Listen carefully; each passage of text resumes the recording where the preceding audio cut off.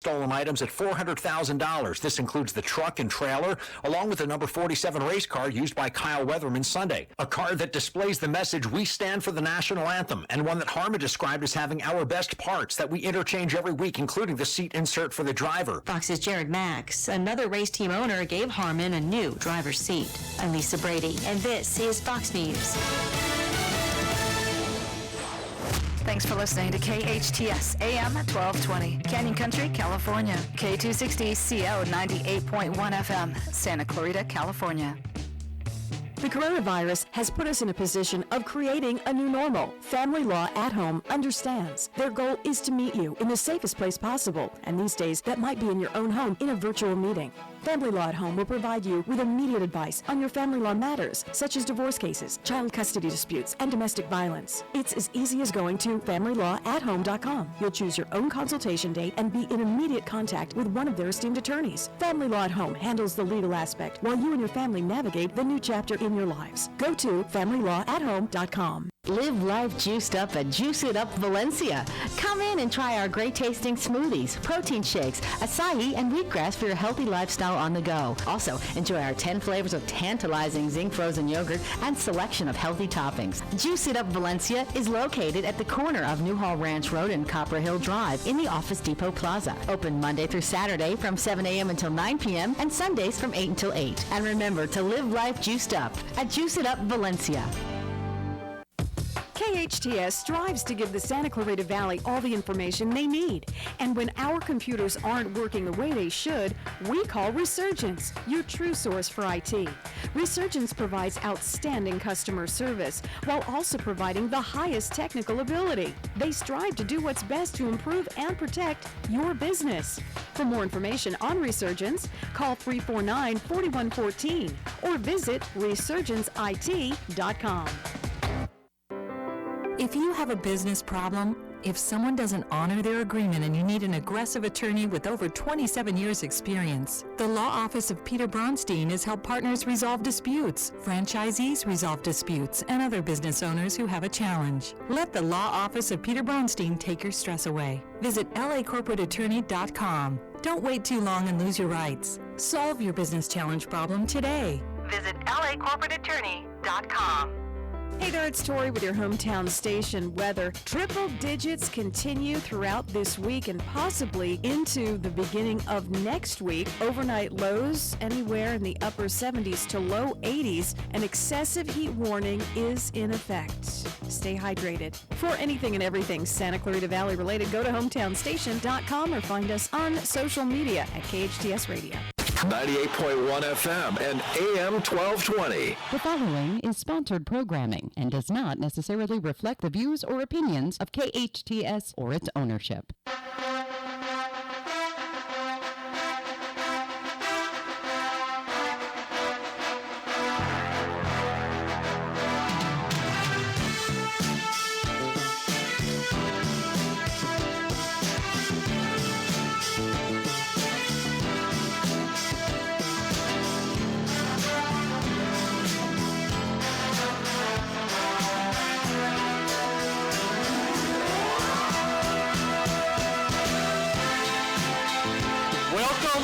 Welcome. You're listening to the Ask Brien Radio Show on KHTS 1220 and 98.1 FM. I don't know about the engineer. I don't know what he's doing. He's kind of like not keeping up. Where's the in button? You didn't have the in button. I just heard it right now. Oh. Well, who's the New Yorker here? That is very true. You must be a New Yorker. Maybe in a prior life. Maybe. Have you checked back? Everybody, you're listening to the Ask Brien Radio Show, and Mr. Engineer, some people don't know how to spell Ask Brien. I'd like to know, how do you spell Brien? Because usually, I know the normal pronunciations with an A-N, a Y-A-N. How do you spell Brien? So there's a lot of different ways to spell Brien, but the correct way to spell it is B-R-I-E-N. Correct. And I don't know why people spell the name Brien, B-R-Y-A-N, B-R-I-A-N. You know, somehow, I guess maybe people changed how they're doing things, whatever, but we all know how to spell Brien. It's with an E. We're going to explain shortly why it is spelled with an E. We'll be back in a minute. But what we wanted to discuss is anyone who has never listened to the Ask Brien Radio Show, you're in for a treat. and you should start listening to it regularly. Why? Because each week we speak to a startup company, CEOs, entrepreneurs, someone that can teach you something about business that you may not have known about. Maybe it's a new platform you haven't tested. Maybe it's a new way to increase your Facebook Live or Facebook advertising budget. Maybe increasing your return on investment. Maybe it's just as simple as creating your own podcast. Could be multiple things, but every week we attempt to teach you something about business, and that's our goal, and that's what Ask Brien Radio is all about. And Ask Brien is part of the Ask Brien website. It's affiliated with it through a licensing agreement. It's called Ask Brien, ASKBRIAN. Now, Mr. Engineer, Yes, sir. please explain to the audience, since you at least know how to spell Brien, why Brien is spelled with an E. Well, let me tell you why, Brian.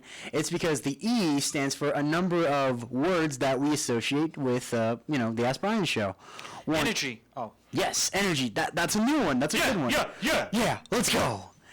Empathy, because you have to be empathetic to, put yourself in someone else's shoes. There's excellence. I have big shoes for a guy my size. You got big shoes. Oh, you know what? That's good. You have to excellence, because you need to be excellent to be an expert, which also brings me into the next one, expert, because you need to be an expert to be on the show. The next one is my personal favorite is the engineer, because you can't really run the show without me, the engineer. Ayo. And then there's the last one we have is effort, because what about excellence? I already said excellence. Well, and by the way, that's not true that you need an engineer. First of all, have you heard of AI? Well, that doesn't start with an E. Well, exactly. Maybe we need to respell the name. And then on top of artificial intelligence, okay, we do have other people that can do podcasts and other things with systems that don't require an engineer. Oh, well. It was nice knowing you. Yeah, I'll just leave. But anyway, we just want to go one quick thing about the Ask Brien website, which is askbrien.com. And on the Ask Brien site, we have two components. One is a business community where engineers can ask other engineers questions, because it might be the same whether or not you're in California or Georgia. It doesn't really matter. An engineer is an engineer. So we have the business community section. Then we added on probably about 2 years ago the expert section, which basically, if you have 10,000 hours of time or you have some other specialty, you can apply for becoming an expert on the Ask Brien site. If you become an expert on the Ask Brien site, then you will have the ability to create your own profile, to ask and answer questions, to schedule webinars, post ebooks, post videos, post anything you want about your business to expand your business, and that's part of the Ask Brien network. Now, without any further ado, how do you spell ado? You spell it A-D-I-E-U. And we do that why? We do that to spell it because ado is a hard word to spell sometimes. And we want to try to teach something every week. That's very true. And right now for 5 seconds, it was spelling. Anyway, without any further ado, I'd like to welcome my co-host, Traci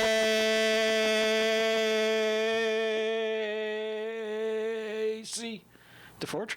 And okay, so after that long explanation of E, I've decided that I'm now going to just go by my middle name, which is Elizabeth. So you can just call me Elizabeth from now on. Well, we appreciate that, because the more E's we have, the better off we will be. Yes, but technically I answer better to Traci, so we should probably stick with that. But anyway, I am happy to be here as always. Well, that sounds great. And we have our special guest today. His name is... Wait, our rad guest. Our guest is so rad today. He's very rad. Rad Intelligence. And his rad name... and intelligent.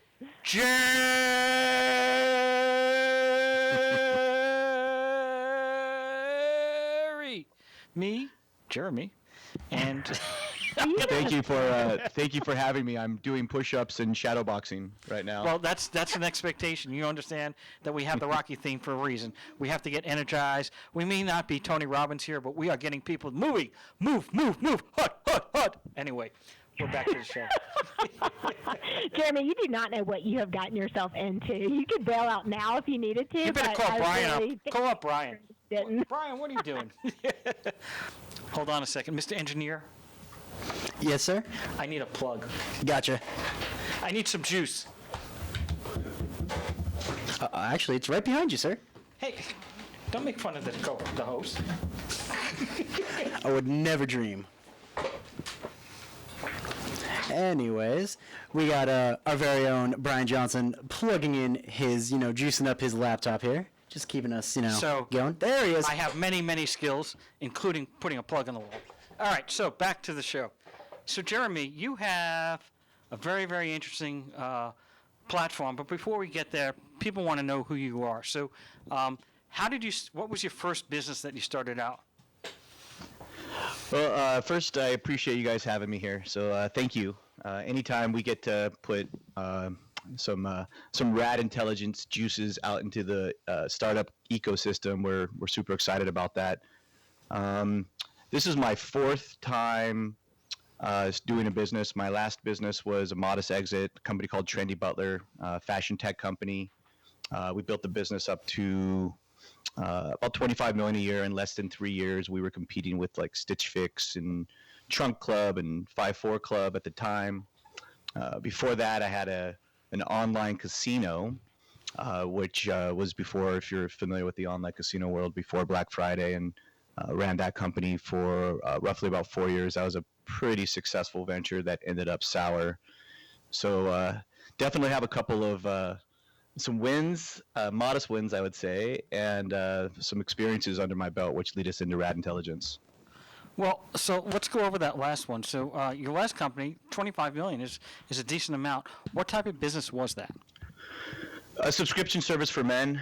We would give them a box of clothes that had a retail MSRP value of somewhere between $120 to $150 in a really pretty box that had all of the different style variables that was associated with the way they like to dress. So we were a data company first and foremost, and we would use different data points to understand what your style would, or more importantly, wouldn't be.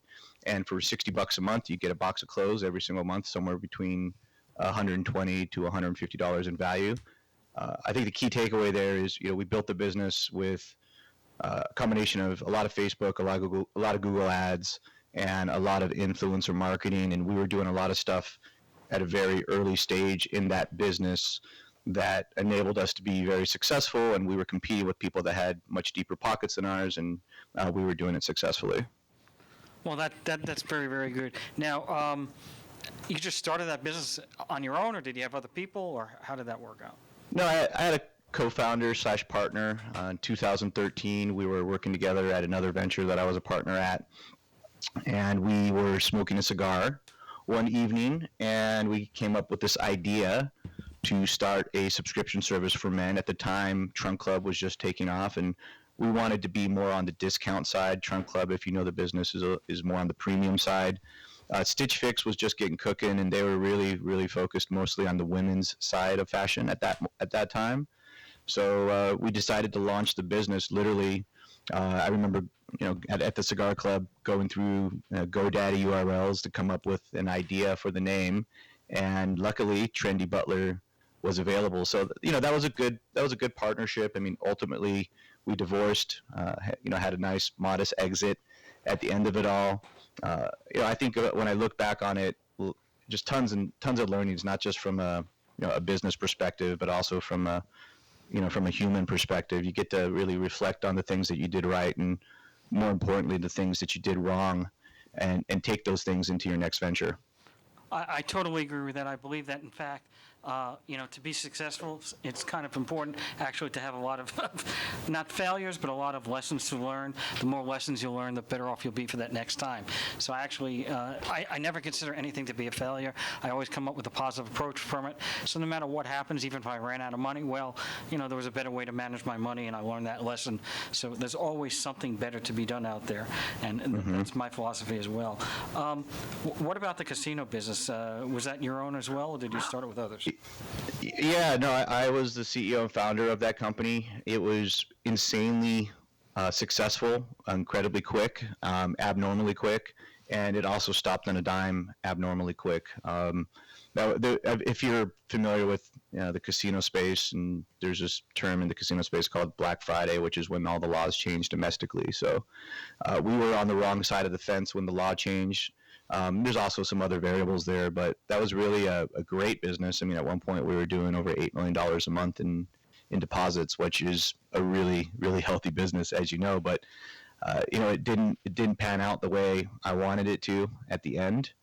And that business also, there was a lot of lessons in that business that led me into Trendy Butler, which was after the casino business. So you've had quite a bit of experience. Now, this latest company, what is the name of this latest company? Rad Intelligence, is that correct? Yeah, you guys were talking about intelligence, so Rad Intelligence is the name of the company. That's right. No, we're talking about our engineer. Hey. Easy. Easy. Oh, yeah. So, first of all, how did he come up with the name Rad Intelligence, and what does Rad Intelligence do? Well, RAD, R-A-D, remove all doubt, is what it stands for. The idea behind just the name is just two words that typically don't go together, and they oddly sound really nice together.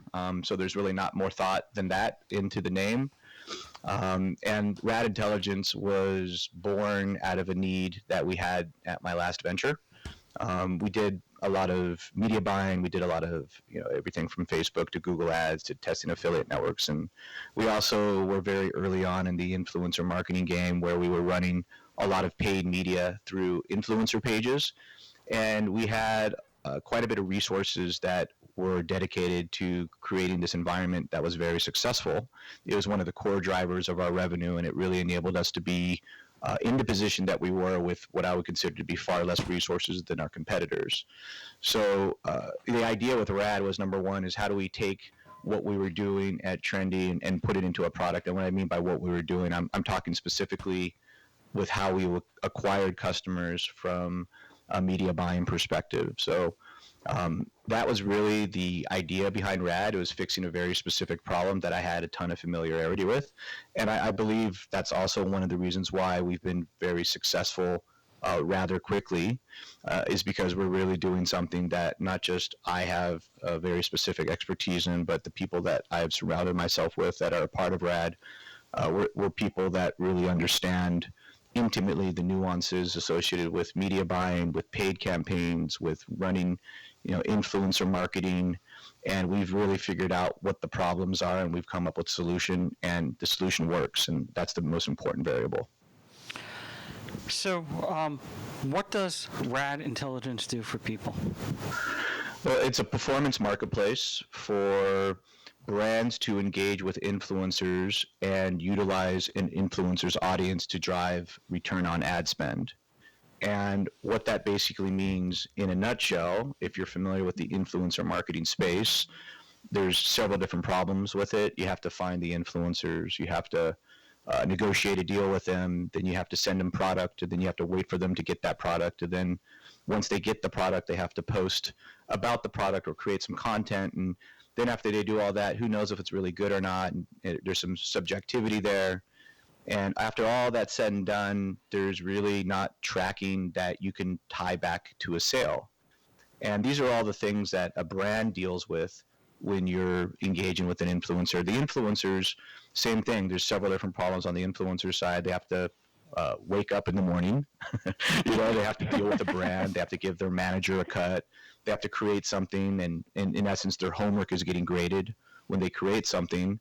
And that's got to be a little bit annoying. So there's these problems on each side, and at the end of the day, the most important variable is the brand, right? So if you are a brand and you want return on ad spend, there's been this transition over the last couple of years to where influencer marketing is not looked at as something that you use to generate real conversions, right? Return on ad spend. It's looked at more as something that's used as a branding initiative. So Rad solves that problem. You do definitely get the brand value, meaning you get your brand aligned with several different influencers, but we've created an environment that enables each brand to find their perfect influencer and generate meaningful sales and return on ad spend and we're able to surface and show that information through our reporting platform that's plugged into our system. So that's really what RAD is. It's return on ad spend focused influencer marketing. And how many people? Go ahead. Oh. No, go, Traci. Who is your And how many, you asked me how many customer advertisers for do we your- have, or how many influencers on the platform? Both. And then Traci. Influencers on the platform, we have not a lot, just barely 7,000 influencers. We're not looking for, first of all, there's a demand environment, so it's a marketplace, right? So we have to be very careful with how many influencers are on the platform, because you want to make sure the demand on the brand side is going to continually keep the influencers working and fed, so to speak. So that's the first thing. The second thing is, as far as advertisers, right now we have 23 advertisers on the platform. Some larger brands that you would have heard of that are publicly traded. Then we also have several of the SMBs that are more return on ad spend sensitive. So we have a nice mix of different types of advertisers on the platform right now. Awesome. And that was what I was curious about too. Is this exclusively for the bigger brands connecting to the influencers, or does this give an opportunity? And it sounds like it does, for a small to medium-sized business to be able to take advantage of influencer marketing, when typically that's so difficult for a small business person to engage in. I think we had just lost. No, I'm here. Nope, he's back. There he is. Now I can hear you. Yep. So did you hear that question? You have about a minute and a half to answer.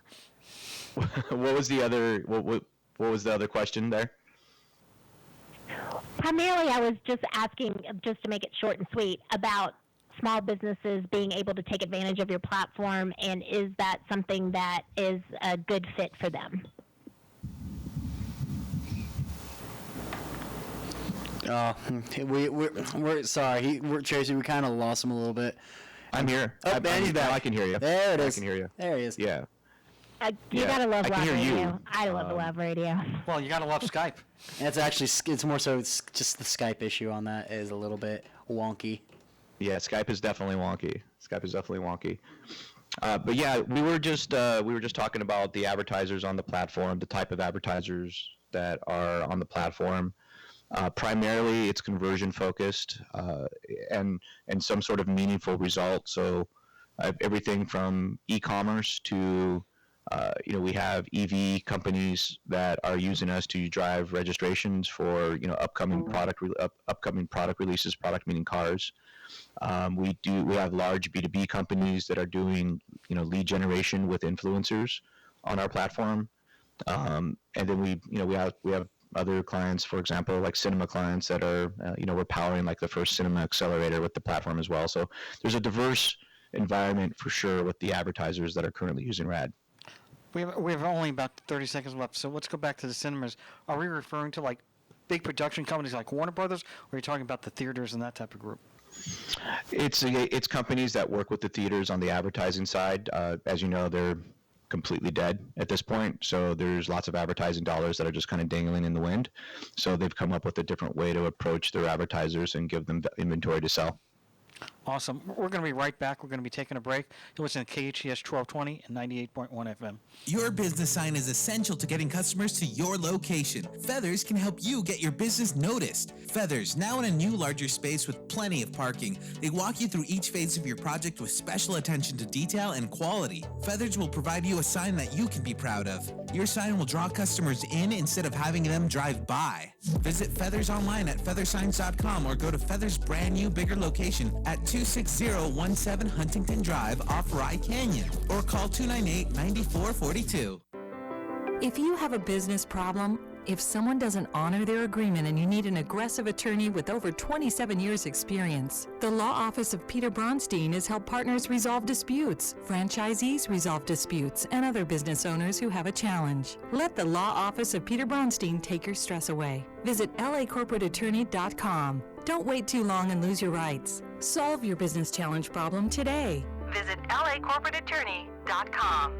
This is Bradley from Santa Clarita Grocery, the all-volunteer grocery program serving children, families, and individuals experiencing food insecurities. Since January 2020, Santa Clarita Grocery has distributed 83 tons of fresh groceries to 4,465 families in the SCV. Santa Clarita Grocery is a drive-up, drive-through service with physical distancing in place to continue serving our community. If you are in need or looking for a charity to do the most good for our community, please consider partnering with us by donating to Santa Clarita Grocery, one of the most efficient charities in the Santa Clarita Valley. A full 99 cents out of every dollar goes directly back to the community. Santa Clarita Grocery operates on a 1% overhead and is sustained through private donations. Santa Clarita Grocery is at 21176 Center Point Parkway in the Oasis Furniture parking lot. Please visit our website, santaclaritagrocery.org, or Facebook at Santa Clarita Grocery to make a difference in our awesome town community. 661-425-7575. Be our guest and experience the difference. Hi,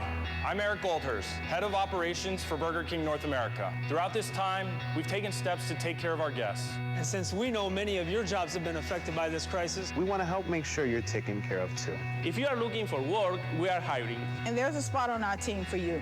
We know that we'll get through this together, as long as we keep taking care of each other. For more information, call 253-3283. That's 253-3283. Hometown, your hometown station.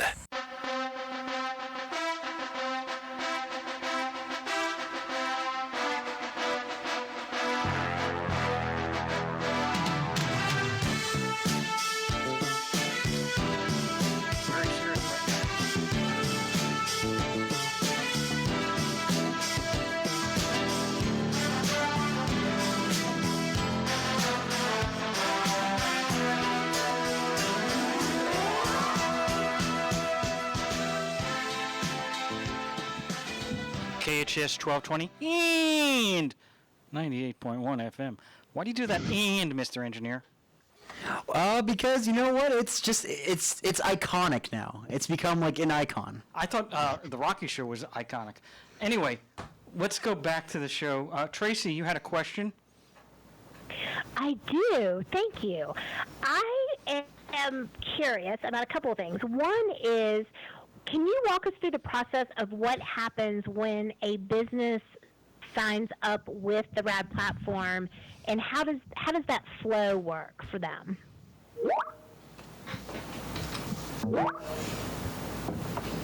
I think we lost him again, or is he? Are you back, Jeremy? I can hear. No, I mean I can hear you guys just fine. I can't hear Traci though. You can't hear me? Hello. Let me call in. Yeah, we might have to try. Worst case scenario, if you want to call in on your phone, you can. We're experiencing technical difficulties. There's nothing wrong with this channel. We'll be right back. Okay, well, Peter, you can hear me, so you can re-ask the question. I don't know. That was a tough question. I'll have to remember. Jeremy, you there?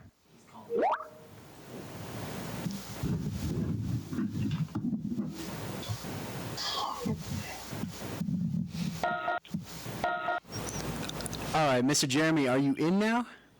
I am in like Slim. There he is, everybody. I'm going to take you off Skype then, because I can hear an echo. Yeah, I heard an echo too, and echoes are not good unless we have Alexa, because Alexa is an echo too.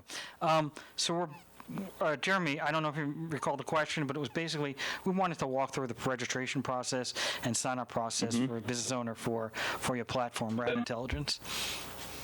Sure. Yeah, so the process initially is we do a little bit of discovery. So discovery meaning we understand what your brand is all about. We take a look at your audience. We understand what you've done in the past that's worked. We take a look at what you've done in the past that hasn't worked. So all those different variables are part of the architecture of how we're going to run your campaign. And what we do, once you're on board with us, we are going to test with a lot of different influencers. So we're really more of a data-driven company because we have the environment set up. So what that means is we're going to test blogs that you've already created, product pages that you have, videos that you've created. We're going to test all of these assets that you already have invested into. So we're not working with the influencers to create new content. What we're doing is we're working with the influencers to simply share your already made assets on any of the social feeds that they feel comfortable with. And once that's done, we look at the data. We understand who did well, who didn't do well. The people that didn't do well, they're eliminated. The people that did do well, we create a meaningful conversion environment around. We create conversion pages with them. We create influencer links with them. We create all of these different things that give them the ability to continually drive traffic, meaningful traffic to your site. And that environment ends up creating a elongated evangelist for your brand. So the idea is we're not looking for influencers to share or post 1 or 2 times. We're looking for influencers that really are contextually relevant for your brand, and they're going to continually promote your brand over a period of time, as long as they are producing meaningful results. So I have 2 questions relating to that. So my first question is, what is the determining factor in whether or not it's successful or not? You said you're testing, and sometimes it works, sometimes it doesn't work. So my first question is, what is your determination? What statistic or analysis are you saying that it was successful or not?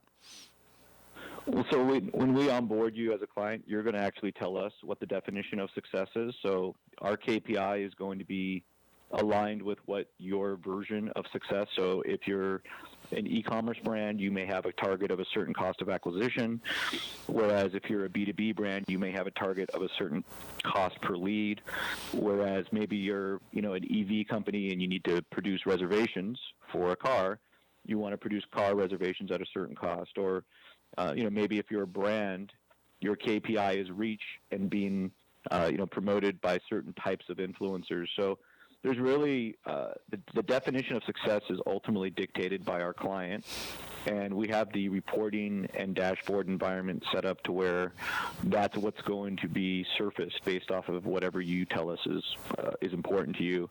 So the traffic is different, right? So in other words, if you line up 5 influencers in a room, we all have different audiences, and those audiences are going to convert and they're going to do different things. So since not all traffic is the same, the most important thing to understand is what happens from the traffic that's driven by each influencer. What's the action that was taken by that traffic? In other words, did one influencer drive a lot of traffic but no sales, whereas the other influencer drove a lot of sales, whereas the other influencer just drove a bunch of looky-loos? So we have the environment set up to dissect and understand that, and that gives us the ability to optimize from there. How do you know if there are conversions? You're installing a pixel like Facebook or some concept? Because to me, a conversion, you'd have to go through the entire cart system and go throughout, whereas just sending traffic is one thing. So how do you determine whether or not that's gone through? Or is that self-reporting? Yeah, well, Well, we have Google Tag. We have everything set up with Google Tag Manager. We have our own pixel. We have also JavaScript tags that we put on our client's website. So if conversions is important to you, we're going to put our Rad pixel on the marketing. We're going to put our JavaScript tags on your site, and we're going to have everything set up with which would be in line with like a typical conversion environment. And the way we structure it is like one of the problems we had initially was we would have a lot of conflated data between what our clients were already doing and what we were doing. So the way we solved that problem is through creating influencer-specific landing pages, which have the brand's product highlighted on the landing page with the influencer's persona. And then we connect that to our client's shopping cart. So the general idea is, as a brand, when you run marketing, typically, you're really left side focused. Left side focused meaning you're thinking about the marketing, you're thinking about the copy, you're thinking about the video that you're running, you're thinking about what's going to drive the traffic. And what everybody seems to forget about, or almost everybody, is when people come to your house, what is happening when they come to your house? In other words, when they come onto your landing page, what are they doing? So what we do is we create a very, very specific experience for the user that when they click on the influencer's promotional link, they're going to a landing page which keeps that likeness and persona intact alongside the brand's product or whatever the brand's trying to accomplish. So, a typical campaign with us will have anywhere between 40 to 50 landing pages that are tested across several different influencers, and we're identifying the things that work and, more importantly, the things that don't work. So you have a heat map or something that tells where people are going on the page to figure that out as well, or Are you familiar with the heat map? No, I wouldn't look at it from a heat map perspective. That's a good question, though. It's more so we're just looking at the performance of the clicks, because if you remember, I mentioned that we have unique clicks that we're driving, right? So each influencer has their own unique link, and they have their own unique landing pages. So because it's set up in that manner, and because we're set up to understand the conversions or the lack of conversions, because those two things are all set up, we're really just looking at it based off of who's converting and who's not converting. And who's building all those landing pages? I mean, you have 50 landing pages. That's a lot of work. Is that an automated system, or how does that work? Yeah, we have. Our marketplace and platform. One of the things we built into the platform is a landing page builder. So we're really not reinventing the wheel there. That's actually a pretty simple piece of technology that we're able to build. So what we do is we just mimic our clients' pages, and then we have certain places which have optionality on the assets, so you can plug and play the different assets at different places on the page. You can put social proof, like for example, at a certain place. The most important thing is the influencer's persona is embedded at the top and at the bottom of the landing page, so you keep that likeness and recommendation all the way through. And who determines the influencers? Then I'm going to turn it over to Traci. Well, the influencers are, that's another thing that's different with us. This is one of the things that I say is our secret sauce. Like, a brand will usually come to us and be like, "Oh, send us a list," and we don't do that. We're really just testing, and we're making educated guesses initially on what type of influencer makes sense, and from there, what's going to determine which influences are used and not used is strictly data. Unless you're a brand-focused company and you come to us and you say, "We don't care about conversions, we want to make sure we're on these types of pages," then we can align with that KPI. But specifically, we're really looking at performance data, and we're looking at what is most important to you, and that dictates the next leg of the campaign. Super. Traci, you had a couple questions you wanted to ask, and we have about another 8 minutes before we take a break, so you're on. Go. Okay, great. Can you hear me all right? And by the way, the engineer said... By the way, the engineer said he invented the wheel, because you said you don't have to reinvent it. I did not say a thing. It, so. Poor Pat. He just never gets a break. He never gives me. Just abused from day one. That's from day one. From day one, I agree. I will not. Pat, I just want you to know, I know I'm the new kid on the block, but I'm not going to abuse you yet. Yay, finally. That's because I negotiated an exclusivity with Traci on that issue. So, Jeremy, my question is, since the ominous COVID, it appears that influencer marketing has come under a lot of scrutiny, and I'm curious if that has had an impact on Rad Intelligence, or if it's something that is more speculative scrutiny versus a real true scrutiny. Well, no, traditional influencer marketing for sure is taking a big black eye, and that's the exact reason why Rad does exceptionally well. So we're not a company, like if you're looking for the abs or the legs or any of that kind of stuff, that's not the type of people that we are working with. We're working with real influencers that are truly influential in their communities. We're not working with the influencers that you're going to see on the street taking like a selfie in the middle of like a riot or something like that. That's for sure. So I preface, yeah. So I would say that's the first. The second is, if you look at influencer marketing, there's this trend that I don't know where it came from or why, but over the last few years, brands just started using influencers because of the point of diminishing return. In other words, just returns stopped the way they were, and you couldn't use it for conversion marketing anymore. But people just stopped using influencers on the performance side, and we are in a continual state of Black Friday right now. I mean, there's more people online today than ever. It's like Black Friday 24/7, 365. So if you're on the brand side, you're definitely taking a hit.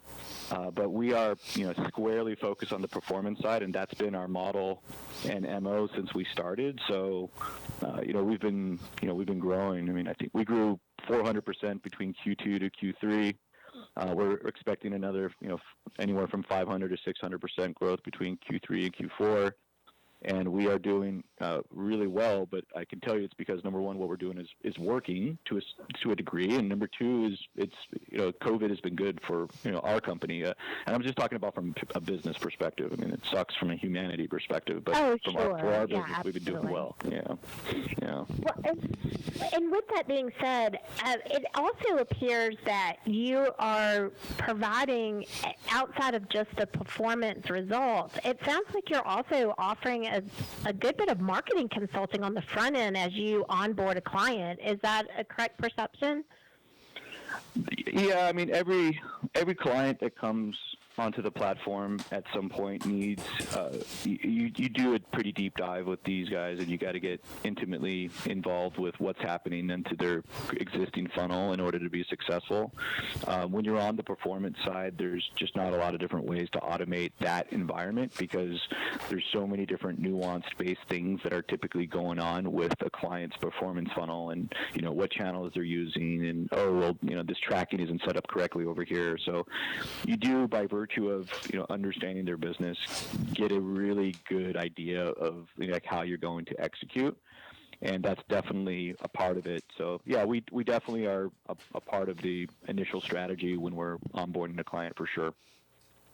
And how does that impact your pricing? I'm just curious, because you mentioned you have small to medium-sized businesses, and then you have big brands and B2B brands. How is your pricing structure, and do you also have a flat setup fee that is comprehensive to cover some of that front-end onboarding?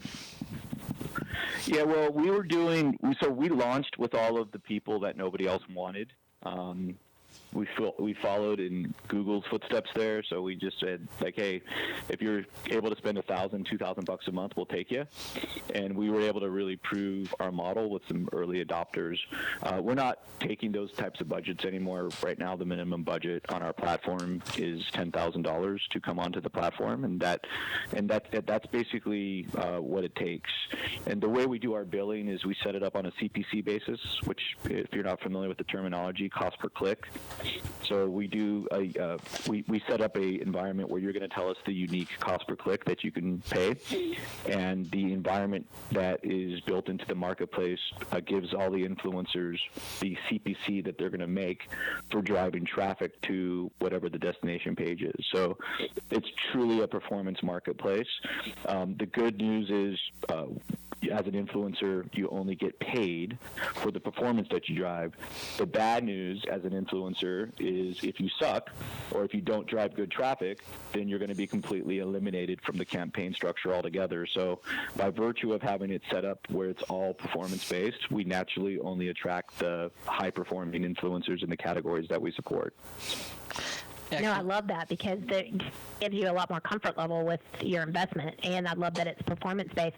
So with that $10,000, is that like a flat fee that you pay to become a client, and then you pay based on a cost per click? No. We don't have a. Well, you're making me think about my business model right now, but no, we don't have a. I am a business development strategist. That's how I think. I'm just saying, we might be changing that part of it after this call, but as of now, we have a $10,000 minimum to come onto the platform. And let's just say, for example, you are interested in coming onto the platform, and you know that $1 a click is the price that you want to pay for a good, unique click driven by an influencer. Then you would be getting 10,000 clicks. 10,000 unique clicks, I should say. Oh, gotcha. Okay. So you're basically prepaying for your cost per click. Yes. So you're prepaying for your cost per click. Now, there's some of our larger clients that have larger budgets. We do like a rolling payment, but we have a couple clients on the platform right now that are in the six figures a month range. So we're definitely. As a startup, I think you're always reconsidering your business model and kind of looking at things and figuring out the best possible way to attack. And we're in a constant state of tinkering on our end right now as well. We're going to have to take a short break. We'll be right back with the Ask Brien Radio Show, KHTS 1220 and 98.1 FM. The best live theater can be found right here in the Santa Clarita Valley. The Canyon Theater Guild has been entertaining audiences for decades with top quality musicals and plays. Located on Main Street in Old Town Newhall, CTG also offers workshops for the young actor in your family. For For more information, call the box office at 799-2702 or go online to canyontheater.org. Santa Clarita's premier senior living community, Oakmont of Santa Clarita, is leasing, bringing comfort and luxury to assisted living. Seniors can enjoy 5-star amenities, panoramic views, easy access to the freeways, and nearby shopping centers in a world-class community that provides an advanced continuum of care. No other community has this kind of luxury and amenities in our valley. You'll find good health, vitality, and purpose at Oakmont of Santa Clarita. Stop by for a tour. Visit oakmontofsantaclarita.com. These days, it's hard to figure out how to fill all the self-isolation time, let alone figure out what to have for lunch or dinner. Salt Creek Grill owner Greg Amsler is helping us out in a big way. Salt Creek is now offering takeout and curbside pickup, so you don't even have to get out of your car. Their entire menu is available for pickup or delivery, including to-go beer and wine. Hey. In addition, Greg's offering wine at 25% off, along with daily specials. If you'd like to buy a gift card for a future visit, now's the time. Buy a $50 gift card and get $10 extra on the card completely free. Buy a $100 gift card, you get an extra $25. Salt Creek Grill, located next to Regal Cinema at the Valencia Mall. For more info, go to saltcreekgrill.com. If you have a business problem, if someone doesn't honor their agreement and you need an aggressive attorney with over 27 years experience, the law office of Peter Bronstein has helped partners resolve disputes, franchisees resolve disputes, and other business owners who have a challenge. Let the law office of Peter Bronstein take your stress away. Visit lacorporateattorney.com. Don't wait too long and lose your rights. Solve your business challenge problem today. Visit lacorporateattorney.com.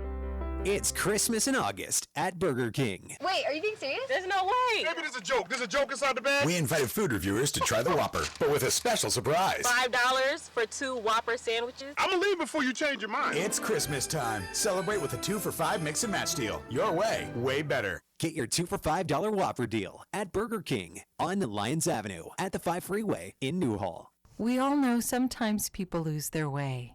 If you or someone you know is struggling with addiction, the Way Out Recovery SCV may have the answers you've been waiting for. The Way Out is the premier intensive outpatient treatment center serving Santa Clarita. Asking for help is the first step.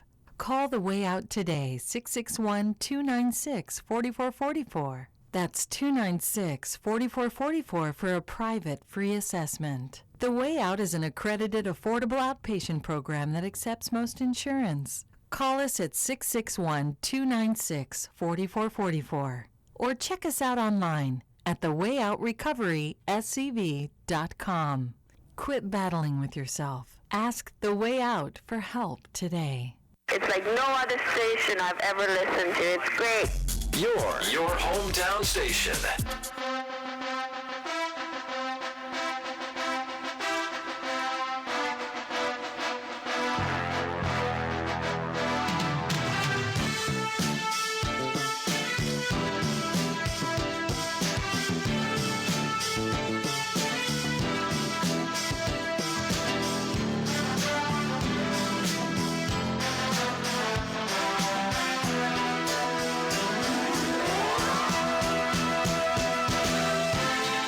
Welcome back, and some people say I haven't said it in a while, so I'm going to say Traci and I could do it.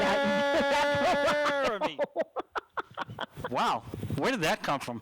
Do you guys have energy? I have lots and lots of energy. So we're back.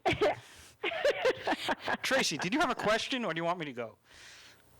I do, actually. So I was very interested in this whole program even before we had our interview, and one of your blog posts caught my attention about the 4 quick tips for brands and influencers that want to heighten their posting strategy. And I just think that it would be great if you could give some of our listeners a couple of quick tips around that particular posting strategy and help them out a little bit that way. Sure. Well, I mean, the first thing with your posting strategy is your content has to be good. That's always one of the things that I think is the most lost You can have the best strategy in the world, but it doesn't matter unless you're producing or putting something out there that people want to see. So, and it's not just the copy, it's the design, it's the look, it's the feel. And there's just when you look at design, you look at blog content or article content, there's just a distinct difference between great and good and mediocre. So, what I found is, I can write, but I'm also kind of like riddled with like little punctuation errors when I write content. And I also kind of use the same things over and over. So what I found is really helpful is, I find a really good premium writer that I'm comfortable with. I'm able to look at some of their work that's been published in, maybe like a TechCrunch or a Mashable or something like that. And I actually look at them, and when I read their stuff, I personally feel like I'm learning from them. And these writers are all out there. You just have to go out and find them. And I engage with them for 10 hours a week, and they work with us on our content, and they make sure that we have really, really good content. Now, if you don't have the luxury of being able to do that, as far as a content strategy is concerned, I think number one, you have to have a schedule, and you have to stick to the schedule. So the schedule meaning you've got all your design assets in one place, you've got all your copy in one place, and you have them in maybe like a Google Drive folder or a Dropbox folder or some place that you can have that puts everything into a cadence, number one. Number two is you really got to pick your place, right? So a lot of times people try and boil the ocean. And what I mean by that is, you want to be good on Instagram and Facebook and YouTube and Twitter and all the different social channels that are out there, and LinkedIn or whatever, right? And the thing is that just pick the place that you're going to be really, really good at, and figure out what you need to do in that one place, and focus on that first and foremost before you start venturing into being on all these different platforms. I mean, you always want to have a presence, but you'll notice that like people are really, really good in one particular place. And if for example, if it's LinkedIn or if it's Facebook or if it's a blog place like Medium, or maybe you just have a really good active blog on your own site, you really, really want to be excellent at that one particular place. Now, what I've noticed with the larger platforms like Facebook and LinkedIn and even like YouTube, they all are they're incentivizing the people that are putting content up to post original content on their platforms. So, for example, Facebook doesn't like it when you share a link. They prefer that you post the actual piece of content on their platform. And same thing with LinkedIn, right? So original content being posted in its native format on the different places that you're putting it out at is always going to get you more reach. So we're going to be taking, we'll be out of the show in about 20 seconds. The last thing, if you don't have $10,000, what do you do? Well, you just have to be realistic with expectations. If you don't have $10,000 to run a marketing budget, you should be learning how to do everything yourself and really becoming as much of an expert you can be without actually leaning on an agency, because whether you're using a platform. Thank you very much. Agency, I don't mean to cut you off, unfortunately. The show is over. No worries. Thank you very much. I'm really glad having you on, Jeremy. Thank you, Traci. Thanks, we'll be back Jeremy. next week. Thanks, Peter. Thanks.